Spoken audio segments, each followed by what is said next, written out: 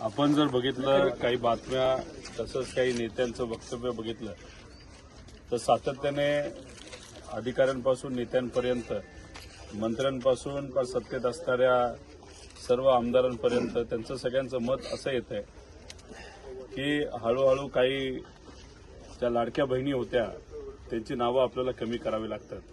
त्याचा अर्थ एकच होतो की या लाडक्या बहिणींच्या मताचा वापर राजकीय दृष्टिकोनातून एकदा करून घेतल्यानंतर आज त्यांची काही जरूरत राहिलेली नाही आणि मग आकडे हे मोठ्या प्रमाणात कमी होत चाललेले आहेत। कदाचित पुढच्या 2-3 वर्षामध्ये आपल्या सगळ्यांना जाणवेल की जेवढ्या महिलांना मदत ही सरकारने इलेक्शन पूर्वी दिली होती आणि मदत देत असताना 1 महिन्याचं सोडावं इलेक्शन बघून 2-2, 3-3 महिन्याचे एकसाथ पैसे त्यांनी दिले आणि आता मात्र पैसे देण्याच्या बाबतीत ते दुजाभाव कुठेतरी करतायत।